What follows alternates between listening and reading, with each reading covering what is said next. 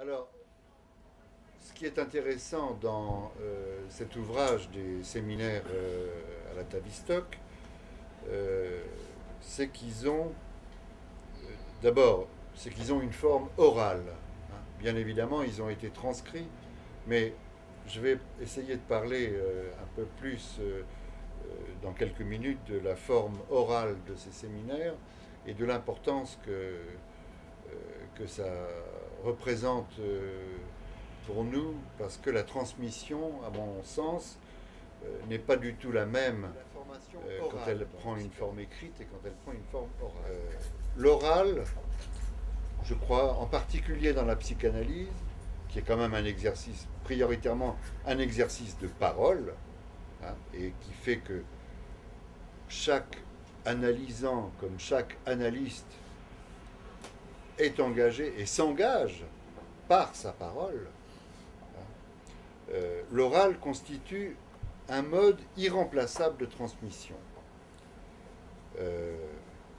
Bion lui-même s'y est soumis à de nombreuses reprises, et comme le rappelle Rafael Lopez Corvo, il écrit: Bion se montrait obscur avec les Anglais, sobre avec les Américains, et affable et plein de compréhension avec les Brésiliens. Et je trouve que ça, c'est une notation extrêmement importante, parce que c'est une façon de dire à quel point l'auditeur ou les auditeurs, hein, influencent le conférencier et celui qui essaye de transmettre quelque chose. C'est sûr, c'est évident, hein, qu'il n'a pas nécessairement transmis les mêmes choses quand il avait un public anglais devant lequel il se montrait obscur, hein, ou devant les Américains en face desquels il était sobre, hein, et affable et plein de compréhension avec les Brésiliens. Mais bon, c'est aussi une manière de rappeler que, ou d'évoquer ce qui se joue à l'intérieur d'une séance de psychanalyse, hein, où le ton et ce qui se dit à l'intérieur d'une séance de psychanalyse est vraiment tributaire de la façon dont chacun des participants est présent là.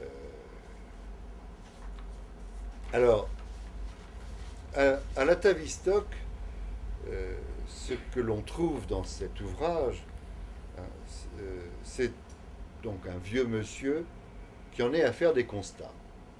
Et des constats qui ont une grande importance, hein.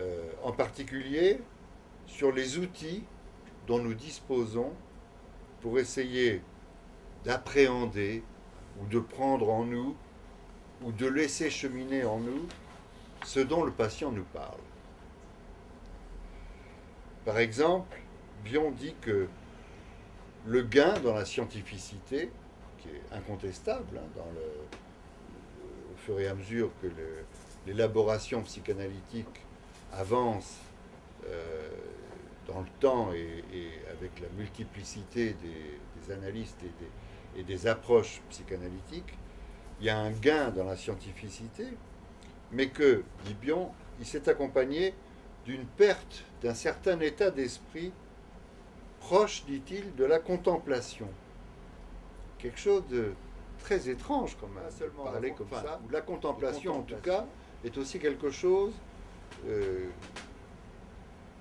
qui rappelle une autre chose que Bion évoque dans cet ouvrage, qu'il avait déjà évoqué de nombreuses fois, très nombreuses fois auparavant, et qui est l'observation. Observer, l'observation est irremplaçable, dit Bion. C'est quelque chose, Bion le rappelle, qu'il avait rencontré déjà chez Freud, qu'il avait déjà rencontré chez Charcot. Freud dit que Charcot lui avait enseigné à être un observateur, à observer la situation. Et que c'est un des éléments que Bion a gardé au fond tout au long de sa vie,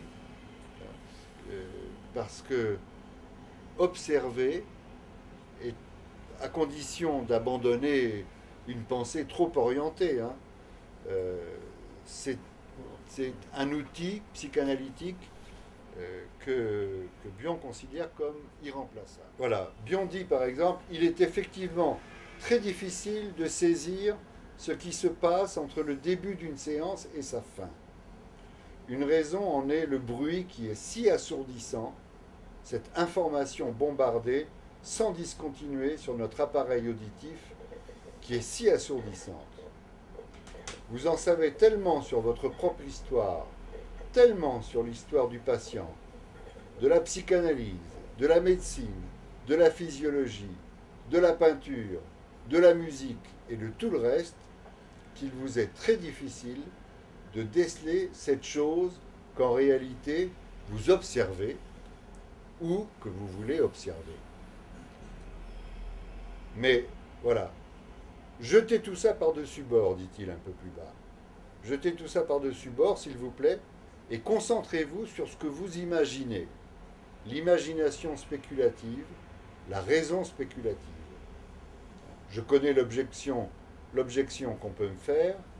On a beau dire qu'on ira imaginer tout et n'importe quoi, à coup sûr, les ratiocinations pousseront comme les mauvaises herbes. Voilà, quelque chose à propos de l'observation. Il y a un autre endroit, quelque chose aussi de très important. Il dit, je suis là, la LAS.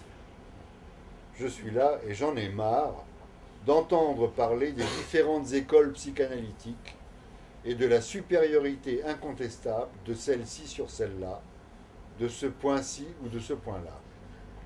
Tant que rien n'est arrimé aux faits, la possibilité d'ergoter à propos de leurs mérites divers et variés est simplement infinie. Et ça, c'est aussi une notion que je n'évoque qu'en passant, hein, mais arrimé aux faits. Quelque chose d'extraordinairement important et d'extraordinairement difficile. S'en tenir aux faits est quelque chose que Bion prône en permanence. Et il dit par exemple, à un moment donné, vous savez tous qu'il y a quelqu'un qui a écrit un livre qui s'appelle « L'interprétation des rêves ». Eh bien moi, j'attends de quelqu'un qu'un jour il écrive un livre qui s'appelle « L'interprétation des faits ». Et ça, c'est un autre problème, un problème autrement plus compliqué, hein, d'interpréter les faits, c'est-à-dire d'avoir déjà la possibilité de les observer, de les capter, hein, de s'en faire une représentation qui soit aussi proche que possible de ce qu'ils sont.